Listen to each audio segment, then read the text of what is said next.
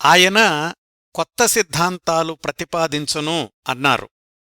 మనం పట్టుకున్న ప్రతి సిద్ధాంతాన్ని ప్రశ్నించమన్నారు. ఆయన మార్పు గురించి మాట్లాడలేదు. మార్పు ఎక్కడ మొదలవుతుందో చూపించారు. అది మనతోనే, మనలోనే. తమ ప్రశ్నలకు వేరే ఎవరో తమకు సమాధానాలు చెప్తారని ఎదురుచూసే అన్వేషించే మనస్తత్వాన్ని వదులుకుని ప్రశ్నను ప్రశ్నించమన్నారు, ప్రశ్నను విశ్లేషించమన్నారు. ఆ ప్రక్రియలోనే సమాధానం దొరుకుతుందని చెప్పారు, నిరూపించారు. ఇలాంటి విలక్షణ ప్రసంగకర్త మాటలు కేవలం వినడానికి కాదు, అర్థం చేసుకోవడానికి మాత్రమే కాదు, అన్వయం చేసుకోవడానికి, అనుభవంలోకి తెచ్చుకోవడానికి. ఆలోచించడం ప్రారంభించిన ప్రతి మనసులో ఆయన ఉంటాడు. ఆయనే 20వ శతాబ్దపు విలక్షణ ఆలోచనాపరుడు, యునీక్ థింకర్ జిడ్డు కృష్ణమూర్తిగారు. ఆయన జీవనరేఖలు 5వ భాగం ఈరోజు. ఓసారి ఒక సభలో ఒక వ్యక్తి కృష్ణమూర్తిగారిని అడిగాడట, సార్, నాకు చాలా భయంగా ఉంది, దీన్ని ఎలా దూరం చేసుకోవాలి అని. కృష్ణమూర్తిగారు ఏదో పరిష్కారం చెప్తారు అని అందరూ అనుకున్నారు. ఆయనే నెమ్మదిగా అడిగారు, బాబూ, మీరు నిజంగా భయాన్ని అర్థం చేసుకోవాలనుకుంటున్నారా, దాన్నుంచి తప్పించుకోవాలనుకుంటున్నారా? ఆ వ్యక్తి మౌనంగా ఉన్నాడు. మళ్లీ కృష్ణమూర్తిగారే కొనసాగించారు, నువ్వు దూరం చెయ్యాలి అంటున్నావు అంటే నీకు భయం కలిగించే భావాన్నో, యథార్థాన్నో అర్థం చేసుకోవడానికి, విశ్లేషించడానికి, ప్రశ్నించడానికి బదులు దాన్నుంచి పారిపోవాలనుకుంటున్నారు. ఈరోజు పారిపోతే రేపో ఎల్లుండో ఆ భయమే మళ్లీ ఎదురుకాదు అని గ్యారంటీ లేదు కదా. నిజానికి ఇక్కడ భయం సమస్య కాదు, దాన్నుంచి పారిపోవాలనుకునే మన ప్రయత్నమే సమస్య. ఇట్లా అతి చిన్న ఉదాహరణలతో మన నిత్య జీవితంలోని అనేక సమస్యలకు మనతోనే పరిష్కారాలు చెప్పించిన ఈ విలక్షణ ప్రముఖుడి జీవితంలో జరిగిన ఏ సంఘటనలు ఆయనను తనదైన పంథాలోకి తీసుకెళ్లాయి అని తెలుసుకునే ప్రయత్నమే మన ఈ కార్యక్రమ పరంపర. గత 4 భాగాల్లో కృష్ణమూర్తిగారి బాల్యం నుంచి 1914 చివరిదాకా జరిగిన అనేక సంఘటనల గురించి తెలుసుకున్నాం.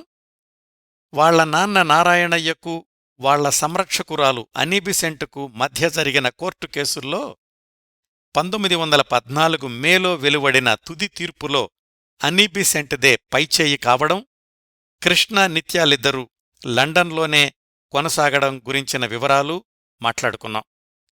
1914 చివరికి లండన్కి చాలా దూరంగా ఉన్న సముద్రతీర పట్టణమైన బ్యూడ్లో కృష్ణ, నిత్యాలు టీచర్ల పర్యవేక్షణలో ఉంటూ ఆక్స్ఫోర్డ్ యూనివర్సిటీ ప్రవేశ పరీక్షల సంసిద్ధత కోసం పూర్తి సమయాన్ని కేటాయిస్తున్నారు.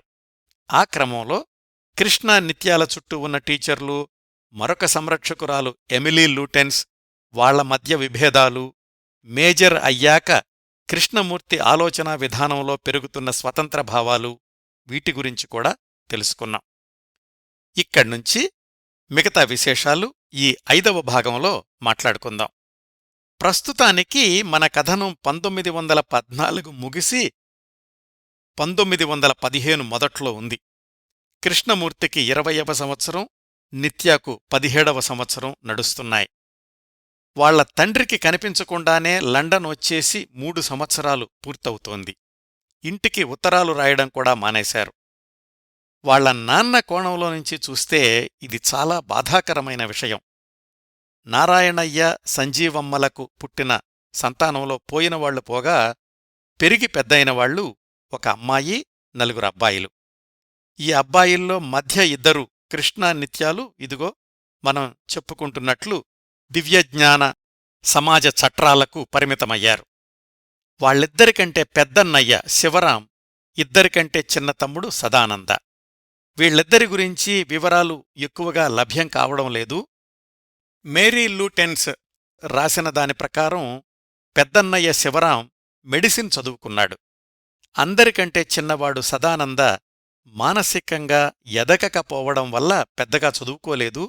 పెద్దన్నయ్య శివరాం సంరక్షణలోనే ఉంటుండేవాడు. కృష్ణ నిత్యాలిద్దరూ 1912 నుంచి 1921 చివరిదాకా, అంటే దాదాపు 10 ఏళ్లు ఇండియాకి వెళ్లలేదు. తండ్రిని, మిగిలిన కుటుంబ సభ్యుల్ని చూడలేదు. మళ్ళా వాళ్లు కలుసుకున్న సందర్భం గురించి టైంలైన్ ప్రకారం తెలుసుకుందాం. ఇంకా 1915 మొదటికి కథనం ఇంగ్లాండులో ఉంది కదా. ఆ తర్వాత 5-6 సంవత్సరాలు కూడా ఇంగ్లాండులోనే, లండన్ చుట్టుపక్కలే ఎక్కువగా కొనసాగుతుంది. ఆ రోజుల్లో సంవత్సరాల వారీగా ముఖ్యమైన సంఘటనల గురించి తెలుసుకునే ముందు ఓ ఏడాది క్రిందట 1913 చివర్లో ఇండియాలో జరిగిన ఒక సంఘటన గురించి తెలుసుకోవాలి. తరువాతి దశాబ్దాల్లో కృష్ణమూర్తి నిత్య చలన ప్రసంగకర్త అయ్యాక ఆయనతో కలిసి ప్రయాణించినవాడు, సంచలన వివాదాల్లో ప్రధాన భాగస్వామి డి. రాజగోపాల్. ఈయన భార్యతోనే కృష్ణమూర్తిగారికి సంబంధాలు ఉన్నాయన్న వివాదాలు కూడా తలెత్తాయి తరువాతి దశాబ్దాల్లో.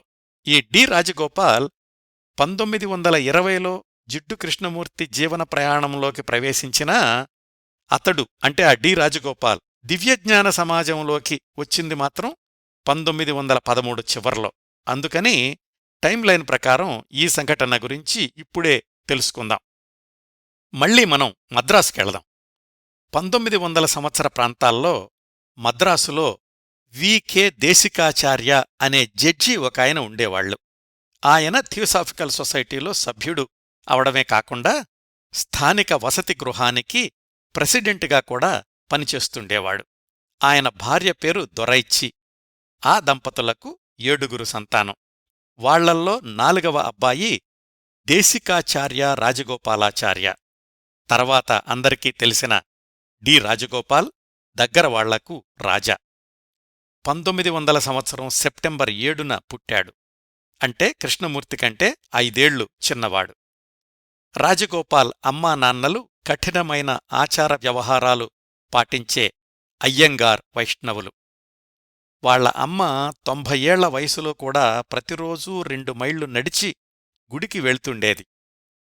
వాళ్ల కుటుంబంలోని అలవాట్ల ప్రకారం ఉల్లిపాయలు, వేళ్లనుంచి వచ్చిన దుంపలు తినేవాళ్లు కాదు. కాని చిన్నవాడైన రాజాకు వాటి రుచి అంటే చాలా ఇష్టం.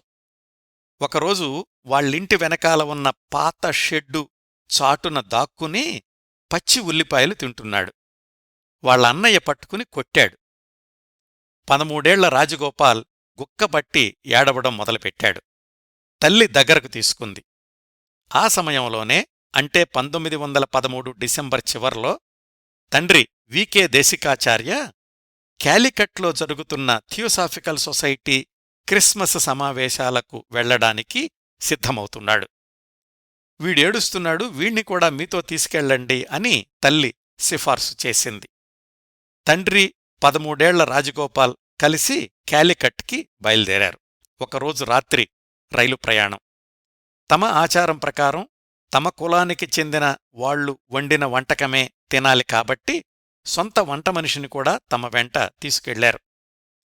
కాని దారిలో ఒక జంక్షన్ దగ్గర రైలు ఆగినప్పుడు ఆ వంటమనిషి తప్పిపోవడంతో వాళ్ల ప్రయాణం ఒకరోజు ఆలస్యమైంది. ఇది చాలా సామాన్య సంఘటనలాగా ఉంటుంది, కానీ ఇలాంటివే జీవితంలోని ముఖ్యమైన మలుపులకు కారణమవుతుంటాయి కొన్నిసార్లు. అట్లా వాళ్లు దివ్యజ్ఞాన సమాజ సమావేశాలు 2వ రోజుకి క్యాలికట్ చేరుకున్నారు. ఆ సమావేశాలకు లెడ్ బీటర్ అధ్యక్షత వహిస్తున్నాడు. నిజానికి ఆయన మొదటి రోజు సమావేశాలు అయిపోగానే వెళ్ళిపోవాల్సింది. కాని రైలు టిక్కెట్టు దొరక్కపోవడం వల్ల 2వ రోజు కూడా అక్కడే ఉన్నాడు. ఆ సమావేశానికి ముందు లెడ్ బీటర్ తన డైరీలో రాసుకున్నాడట. మాస్టర్ కుతుమి, అంటే వాళ్లు విశ్వసించే అతీంద్రియ గురువు, చెప్పాడు, నీకు క్యాలికట్ సమావేశాల్లో ప్రత్యేకమైన వ్యక్తి పరిచయమవుతాడు అని.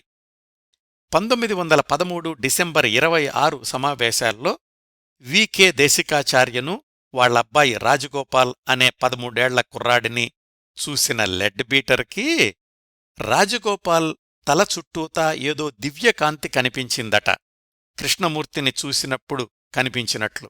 నిజానికి అప్పటికి అంటే ఈ సంఘటన జరగడానికి 6 నెలల ముందు నుంచి కృష్ణమూర్తి రాస్తున్న ఉత్తరాల్లో మారుతున్న అతడి స్వరాన్ని అర్థం చేసుకుంటున్నాడు లెడ్ బీటర్.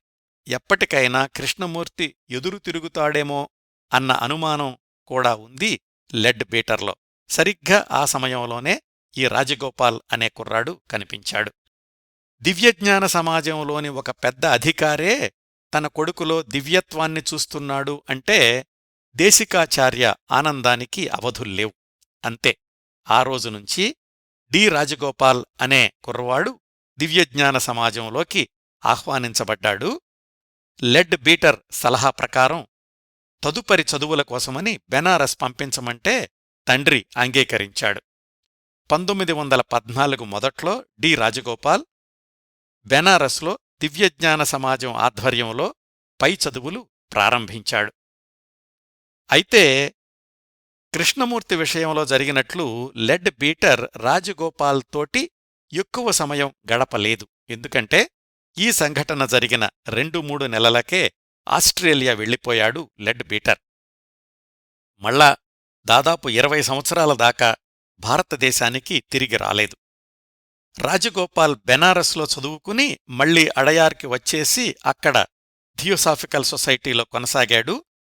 అతణ్ణి కూడా ఇంగ్లాండులో కాలేజీ ప్రవేశ పరీక్షల కోసం దివ్యజ్ఞాన సమాజం వాళ్లు 1920లలో లండన్ తీసుకెళ్లినప్పుడు మన కృష్ణమూర్తికి పరిచయమయ్యాడు. ఆ తర్వాత వాళ్ళిద్దరి ప్రయాణం అదొక ఆసక్తికరమైన కథనం. టైం లైన్ ప్రకారం అక్కడికెళ్దాం. ఇదండి డి రాజగోపాల్ అనే కుర్రాడు థియోసాఫికల్ సొసైటీలో ప్రవేశించిన విధానం. ఈయన పేరు గుర్తుపెట్టుకోండి, వచ్చే భాగంలో ఈయన గురించిన మరిన్ని వివరాలు వస్తాయి. ఇంకా మనం క్రిందటి వారం సెమికోలన్ పెట్టిన కృష్ణమూర్తి నిత్యాల బ్యూడ్ పట్టణంలోని మజిలీకి వద్దాం. ముందుగా 1915లో జరిగిన సంఘటనలు. సరళత కోసమని ప్రదేశాలు తేదీలు చాలా వరకు మినహాయించి అవసరమనుకుంటేనే చెప్తాను. కృష్ణమూర్తిని జగద్గురువు ఆవాహన కోసం తయారుచేసే కార్యక్రమాన్ని అతి దగ్గరగా పర్యవేక్షిస్తున్న అనీ బెసెంట్, లెడ్ బీటర్లు ఇద్దరూ 1915లో ఈ పర్యవేక్షణకు కాస్త దూరంగా ఉండాల్సొచ్చింది. ఎందుకంటే అనీ బెసెంట్ భారతదేశంలో రాజకీయ కార్యకలాపాల్లో క్రియాశీలకమయ్యేది. మొదటి ప్రపంచ యుద్ధం మొదలైన 1914 చివర నుంచి ఇండియన్ హోమ్ రూల్ మూవ్మెంట్ని నిర్మించే కార్యక్రమాల్లో మునిగిపోయింది 1915 అంతా. దానికోసమని మద్రాసులోని మద్రాసు స్టాండర్డ్ అనే వార్తాపత్రికను కొనుగోలు చేసి న్యూ ఇండియా అని పేరు మార్చి తన రాజకీయ కార్యక్రమాల ప్రచారం కోసం హోమ్ రూల్ ఉద్యమాన్ని ముందుకు తీసుకెళ్లడానికి ఆ పత్రిక ప్రచురణ బాధ్యతలు చేపట్టింది అనీ బెసెంట్. ఈ పత్రిక నిర్వహణకు అవసరము అని కృష్ణ నిత్యాలకు సంస్కృతం బోధిస్తున్న శివరావుని కూడా మళ్లీ వెనక్కి మద్రాసుకి రప్పించేసింది. ఇన్ని కార్యక్రమాలు చేపట్టడం వల్ల అప్పుడప్పుడు కృష్ణమూర్తి ఉత్తరాలకు సమాధానాలివ్వడం తప్ప జగద్గురువు సంసిద్ధత కోసం ఎక్కువగా ఒత్తిడి పెట్టలేదు. ముందుగా ఆక్స్ఫర్డ్ ప్రవేశ పరీక్షల కోసం చదువు మీదనే కేంద్రీకరించమని కృష్ణ నిత్యాలకు సూచనలిచ్చింది. దాదాపు 4-5 సంవత్సరాల పాటు ఆమె మళ్ళా లండన్ వెళ్లలేదు, కృష్ణ నిత్యాలను చూడలేదు. వాళ్ల సంరక్షణ అంతా లండన్లోని ఇతర దివ్యజ్ఞాన సమాజ సభ్యులకు అప్పగించింది. అనీ బెసెంట్ పరిస్థితి ఇండియాలో ఇలా ఉంటే లెడ్ బీటర్ కూడా 1915 కల్లా ఆస్ట్రేలియాకి వెళ్ళాడు. రాబోయే జగద్గురువు అవతారాన్ని అనుసరించడం కోసం కొత్త జాతిని తయారుచేస్తాను అని ఆయన ఆస్ట్రేలియాలో కొంతమంది యువతను చేరదీశాడు. వాళ్లకు దివ్యజ్ఞాన సమాజ సూత్రాల బోధన, అతీంద్రియ శక్తుల్లో శిక్షణ ఇలాంటివన్నీ మొదలుపెట్టాడు. మిగతా దివ్యజ్ఞాన సభ్యులు మర్చిపోకుండా కృష్ణమూర్తి కాబోయే జగద్గురువు అంటూ తమ పత్రికల్లో వ్యాసాలు రాస్తున్నాడు, కానీ లండన్లో ఉన్న కృష్ణ నిత్యాల గురించి పెద్దగా పట్టించుకోలేదు. ఎప్పుడో ఒకసారి, అది కూడా కృష్ణ రాసిన ఉత్తరాలకి సమాధానం ఇచ్చేవాడంతే. ఇదంతా లెడ్ బీటర్ గురించి. ఆయన కూడా 5-6ఏళ్లపాటు కృష్ణా నిత్యాలను చూడలేదు. ఇలా వీళ్ళిద్దరూ ఎవరూ పట్టించుకోని నేపథ్యంలో 1915లో వాళ్ల జీవితం ఎలా కొనసాగిందంటే, కృష్ణ మనస్తత్వంలో కూడా మార్పులు వస్తున్నాయని క్రిందటి భాగంలోనే తెలుసుకున్నాం కదా. ఎమిలీ లూటెన్స్తో సాన్నిహిత్యం కొనసాగుతోంది. అప్పుడప్పుడు అనీ బెసెంట్ హెచ్చరిస్తోంది, చదువుని నిర్లక్ష్యం చెయ్యొద్దూ, నీ పరిచయాలను నియంత్రణలో ఉంచుకో అని. ఢిల్లీలో ఉంటున్న ఎమిలీ లూటెన్స్ భర్త కూడా ఆమెకు ఉత్తరం రాశాడు. ఆ కుర్రాడికి 21 సంవత్సరాలు నిండబోతున్నాయి, మీరందరూ కలిసి నువ్వే జగద్గురు అవుతావు, నీలోకి ఎవరో వస్తారు అంటూ అతణ్ణి అసహజంగా పెంచుతున్నారు. మీరందరూ తీసుకునే అతి జాగ్రత్తల వల్ల అసలు అతడేమవుతాడో మీరు ఆలోచించడం లేదు. భారతదేశానికి ఇప్పుడు ఉపన్యాసాలిచ్చేవాళ్లు కాదు, ప్రాక్టికల్గా పనిచేసేవాళ్లు కావాలి అని. ఎవరేమన్నా ఎమిలీ లూటెన్స్ కృష్ణమూర్తి పట్ల పుత్రప్రేమను వదులుకోలేదు. కృష్ణమూర్తి కూడా ఆమె సాన్నిధ్యంలో తన తల్లిని చూసుకుంటూ ఉండేవాడు. వ్యాఖ్యానించేవాళ్లు వ్యాఖ్యానిస్తూనే ఉన్నారు. ఇదిలా ఉండగా నిత్యానంద ఆక్స్ఫర్డ్లో ట్యూషన్ల కోసం వెళ్లాడని, కృష్ణ ఒక్కడే బ్యూడ్ పట్టణంలో తన టీచర్లతో ఉండిపోయాడని క్రిందటి భాగంలో తెలుసుకున్నాం కదా. ఆక్స్ఫర్డులో ఉన్న నిత్యాకి రాత్రి పగలు చదవడం వల్ల కళ్ల సమస్య వచ్చింది. కళ్ళు విపరీతంగా మంట, నొప్పి, కొన్నిసార్లు గంటల తరబడి కళ్ళు మూసుకునే ఉండాల్సొచ్చేది. ట్యూషన్ టీచర్లు వెంటబడుతూ ఉండేవాళ్లు. ఈ నేపథ్యంలో కొన్ని రోజులైనా ఆ ట్యూషన్ టీచర్ల నుంచి తప్పించుకోవాలని నిత్యానంద అనుకుంటూ ఉండగా ఆ అవకాశం వచ్చింది 1915 మార్చి చివర్లో. మొదటి ప్రపంచ యుద్ధం ఇంకా కొనసాగుతున్న రోజుల్లో డాక్టర్ హ్యాడెన్ అనే ఆయన ప్యారిస్లో ఒక హాస్పిటల్కి ఇన్ఛార్జిగా ఉన్నాడు. ఆయన థియోసాఫికల్ సొసైటీ సభ్యుడు. తనకు వాలంటీర్లు కావాలి అని థియోసాఫికల్ సొసైటీ సభ్యులకు వర్తమానం పంపించాడు. ఎప్పుడెప్పుడు ట్యూషన్లు తప్పించుకుందామా అనుకుంటున్న నిత్యానంద ఎగిరి గంతేసి ఆ డాక్టర్తో సంప్రదించి ప్యారిస్కి వెళ్లాడు, ఆ హాస్పిటల్లో వాలంటీర్గా పనిచెయ్యడానికి. 5-6 నెలలు అక్కడే ఉండిపోయాడు నిత్యానంద. బ్యూడ్ పట్టణంలో ఉన్న కృష్ణమూర్తికి పాఠాలు చెప్తున్న జార్జ్ అరండేల్, డిక్ క్లార్క్లు కూడా రెడ్ క్రాస్ కార్యక్రమాల్లో పాల్గొనడానికి వెళ్లిపోయారు. సంస్కృతం నేర్పే శివరావు ఎలాగూ ఇండియా వెళ్లిపోయాడు. ఇంకా ఒంటరిగా మిగిలిపోయిన కృష్ణమూర్తి కూడా తమ్ముడిలాగా ప్యారిస్ ఆసుపత్రిలో వాలంటీరుగా పనిచేయడానికి వెళతానని, అనుమతి ఇవ్వమని అనీ బెసెంట్కి రాశాడు. ఆమె సరేనంది. వెంటనే లండన్కొచ్చేసి యూనిఫాం కుట్టించుకుని ప్యారిస్కి వెళ్లడానికి సిద్ధమవుతూ ఉండగా ఆ ప్యారిస్లో పనిచేస్తున్న డాక్టరే లండన్కి వస్తున్నాడని, లండన్లో ఒక హోటల్ని అద్దెకి తీసుకుని తాత్కాలిక హాస్పిటల్గా మారుస్తున్నాడని తెలిసింది. కృష్ణ, ఎమిలీ లూటెన్స్ ఇద్దరూ అక్కడ వాలంటీర్లుగా పనిచేయడానికి వెళ్లారు. ముందుగా ఆ హోటల్ని హాస్పిటల్గా మార్చే క్రమంలో గదులన్నీ శుభ్రం చేయాల్సొచ్చింది. కృష్ణమూర్తి కూడా చీపురు చేతబట్టుకుని గదులన్నీ శుభ్రం చేశాడు. ఆసుపత్రి కోసం వస్తున్న పరికరాల్ని మోశాడు, తుడిచాడు.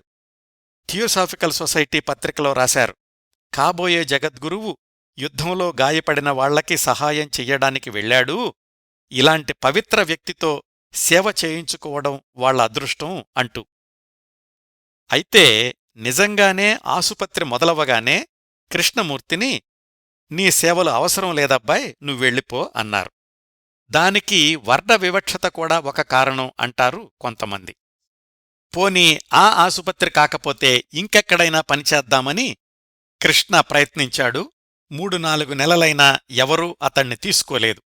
ఈలోగా అనీ బెసెంటే రాసింది, ఇంకా ఆ పనులొద్దు, ఆ ప్రయత్నాలు ఆపేసి వెళ్ళిపోయి నీ చదువులో మునిగిపో అని.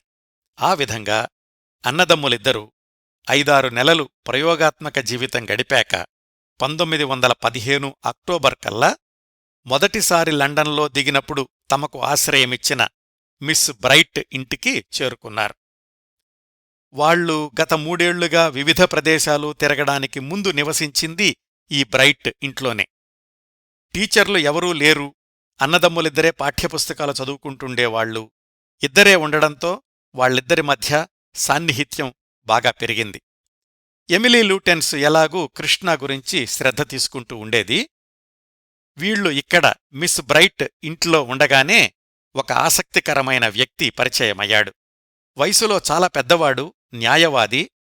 తనకంటే పెద్దదైన వితంతువుని వివాహం చేసుకున్నాడు. బోలెడంత ఆస్తి వచ్చిపడింది.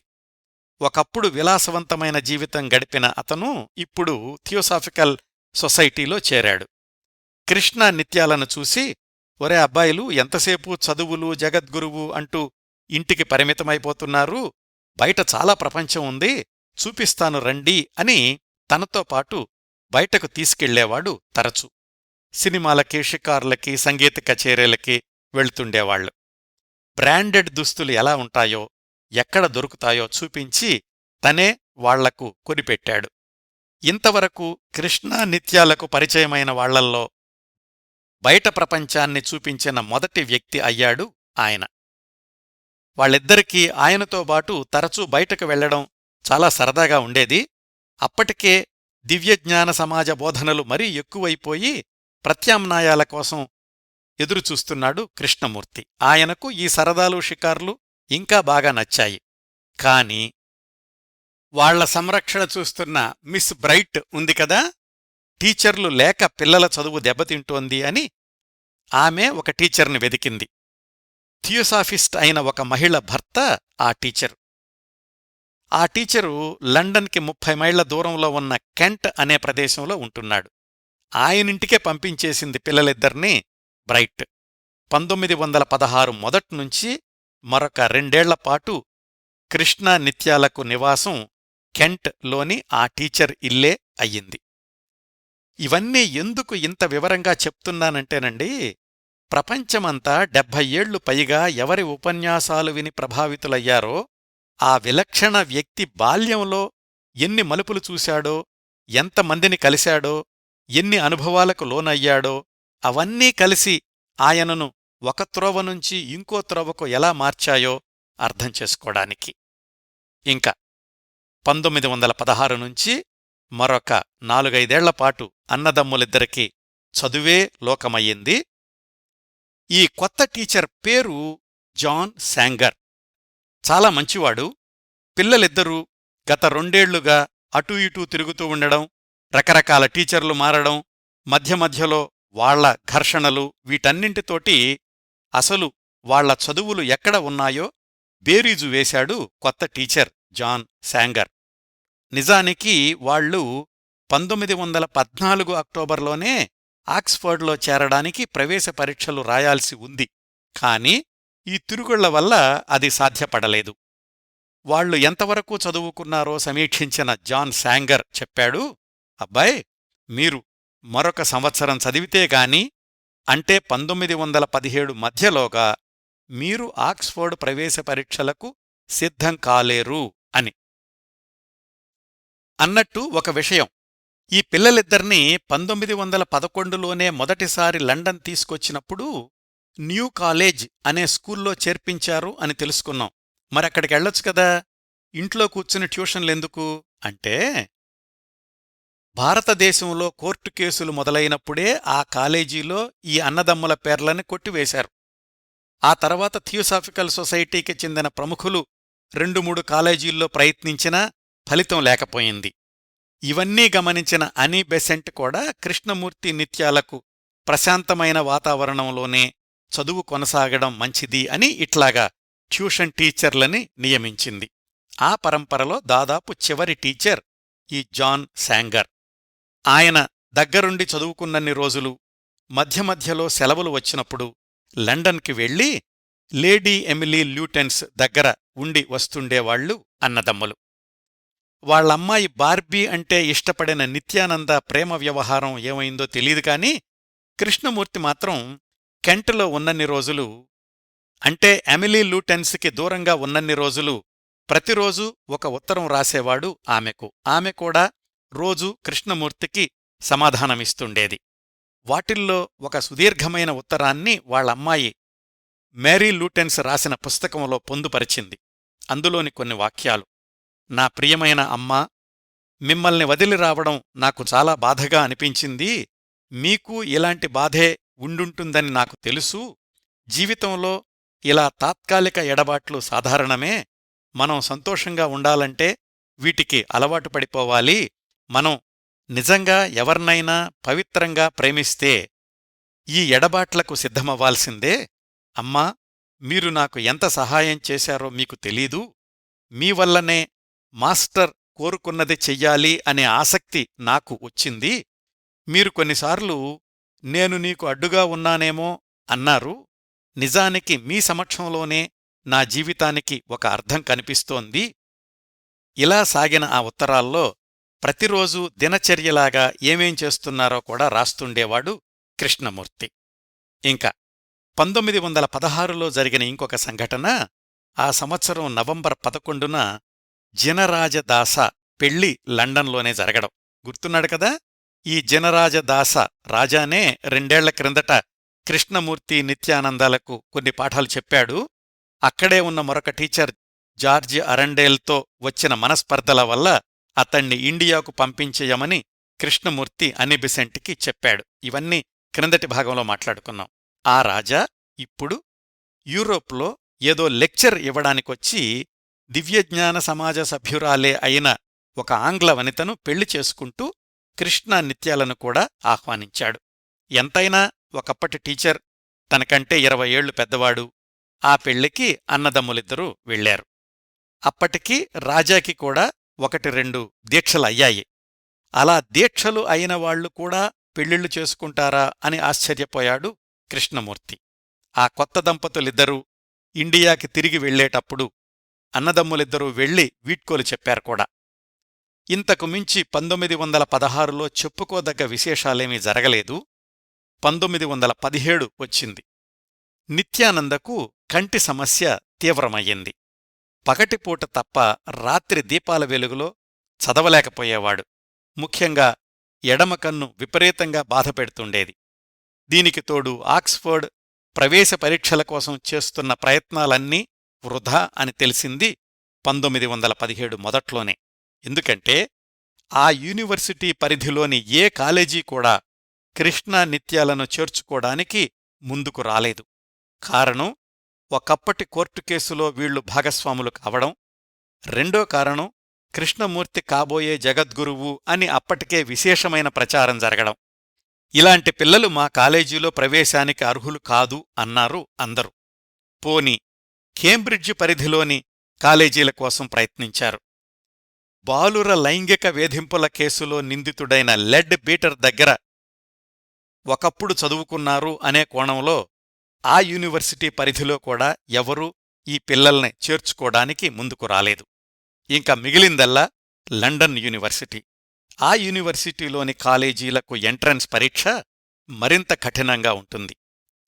1917 జూన్ కల్లా ఇంకా అదొక్కటే ప్రత్యామ్నాయం అని తెలియడంతోటి మళ్లీ కృష్ణ నిత్యాలకు కొత్త శిక్షణ మొదలయింది. ఇంకా వాళ్లు లండన్కి 30 మైళ్ల దూరంలోని కెంట్లో జాన్ శాంగర్ ఇంట్లోనే ఉన్నారు. ఎంత శ్రద్ధగా చదువుకుందామన్నా కృష్ణమూర్తికి పాఠ్యపుస్తకాలంటే అంత ఆసక్తి ఉండేది కాదు. కేవలం అనీ బెసెంట్ కోసం చదువుతున్నట్లుగా ఉండేది.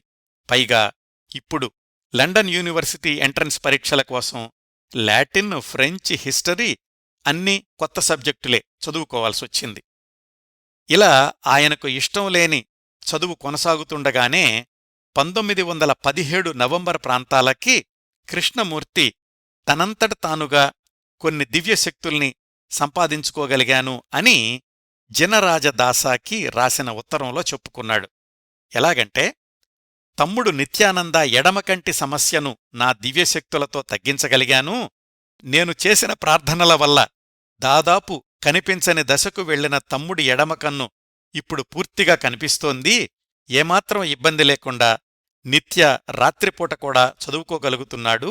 ఇక్కడ అంటే జాన్ శాంగర్ ఇంట్లో కూడా చుట్టుపక్కల ఎవరికి తలనొప్పి పంటినొప్పి లాంటివి వస్తే నా దగ్గరకే వస్తున్నారు, నేను ప్రార్థన చేసి వాళ్లకి స్వస్థత చేకూరుస్తున్నాను అని.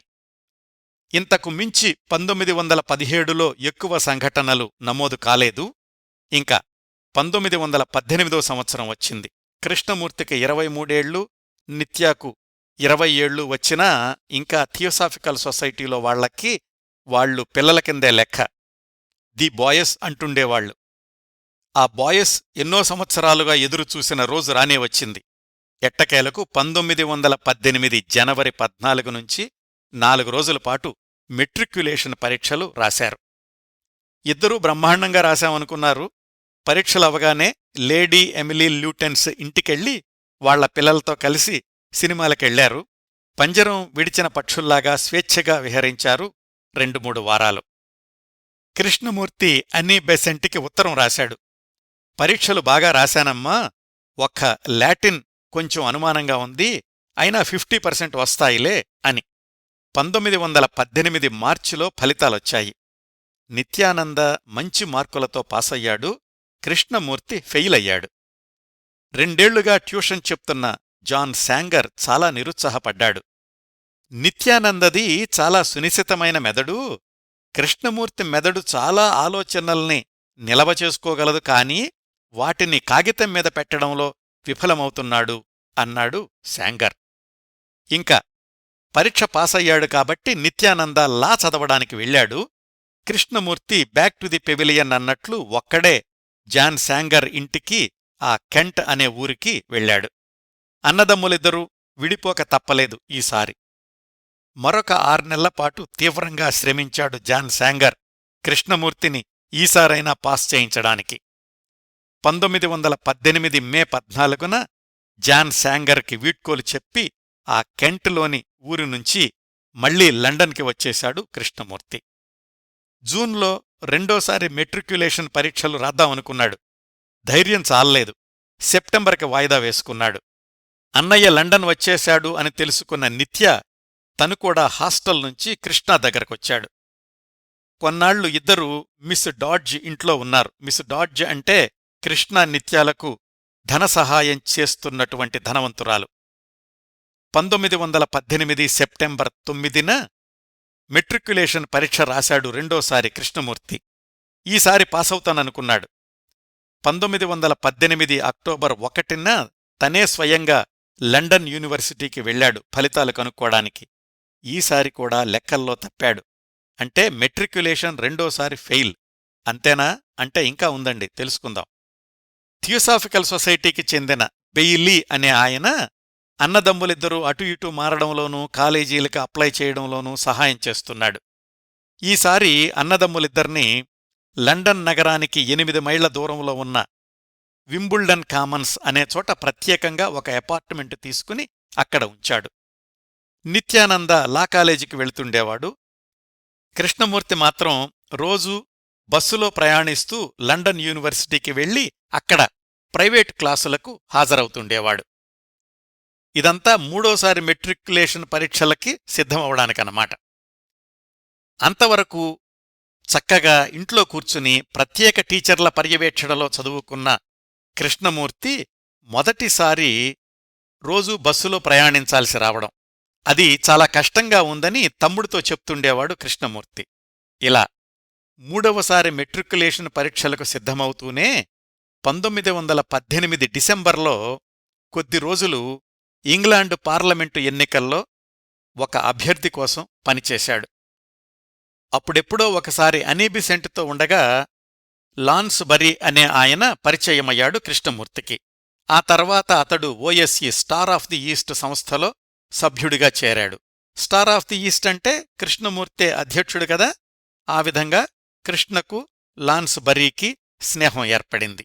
ఈ లాన్స్ బరీ అనే ఆయన బ్రిటన్ పార్లమెంటులో సభ్యుడిగా కూడా పనిచేశాడు. 1918 డిసెంబర్లో జరిగే ఎన్నికల్లో పోటీ చేస్తూ కృష్ణమూర్తిని సహాయం అడిగాడు. ఆ విధంగా కృష్ణమూర్తి లాన్స్ బరీ కోసం ఎన్నికల ప్రచారంలోనూ ఇతర కార్యక్రమాల్లోనూ పాల్గొన్నాడు, అనీ బెసెంట్ అనుమతితోనే. దురదృష్టవశాత్తు ఆ లాన్స్ బరీ 262 ఓట్ల తేడాతో ఓడిపోయాడు. అలా గడిచింది 1918వ సంవత్సరం. 1919 వచ్చింది.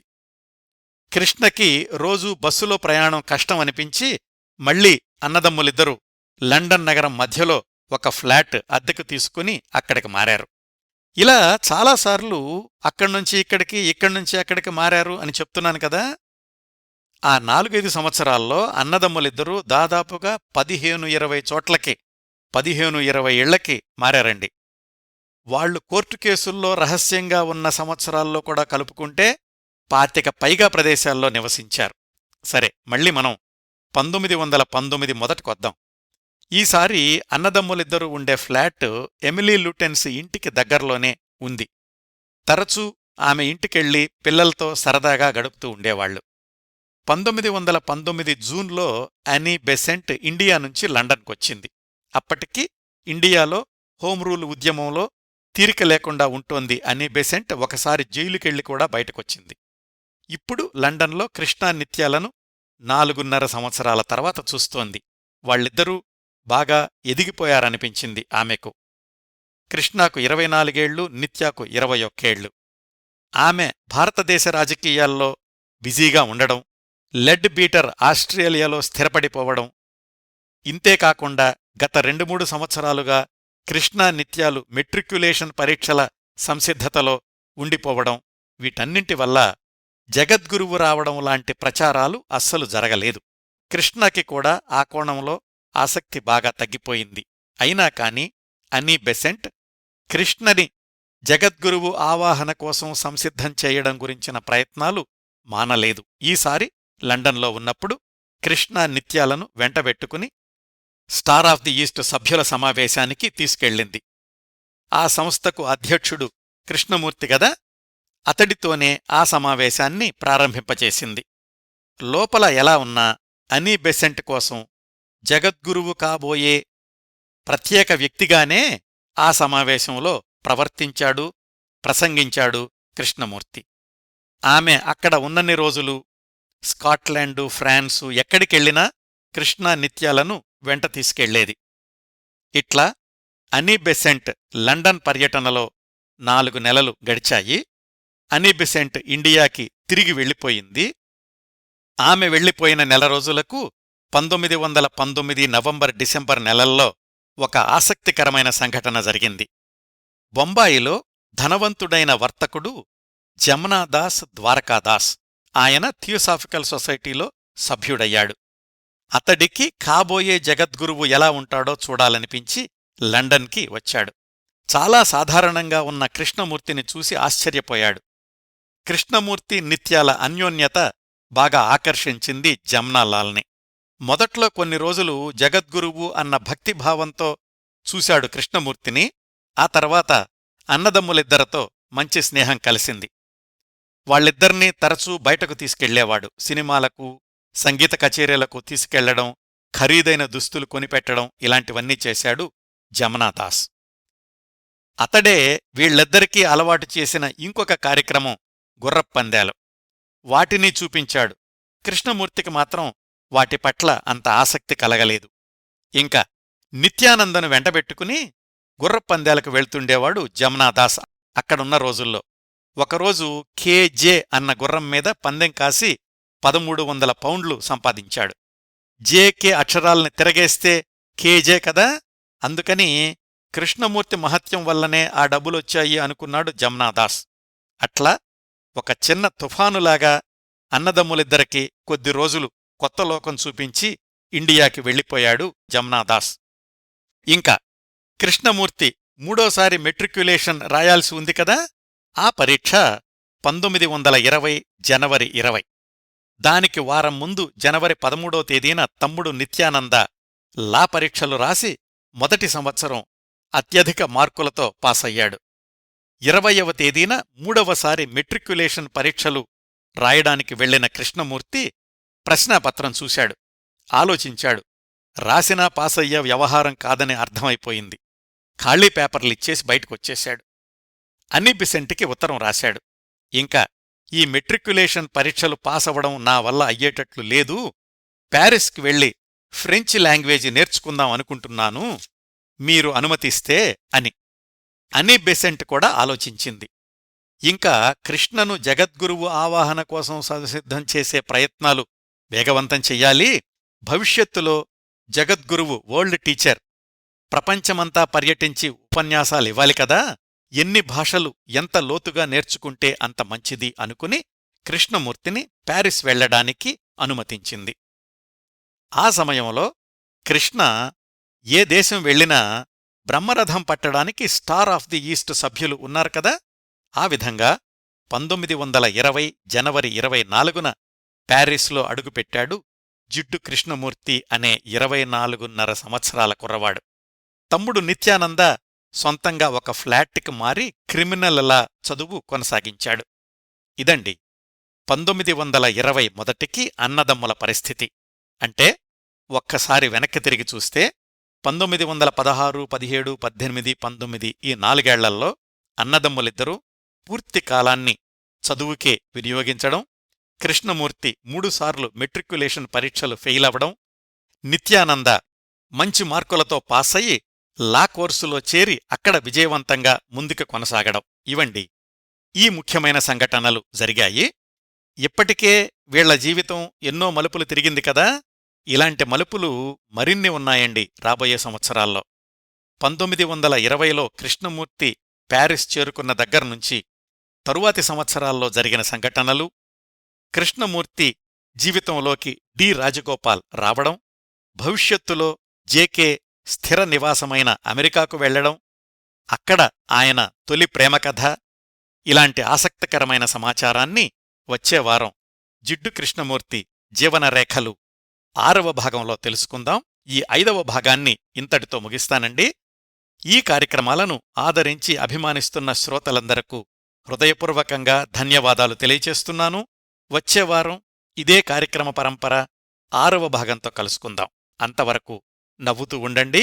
మీ నవ్వులు 10 మందికి పంచండి. ప్రస్తుతానికి మీ వద్ద సెలవు తీసుకుంటోంది సదా మీ ఆదరాభిమానాలను కోరుకునే మీ కిరణ్ ప్రభ.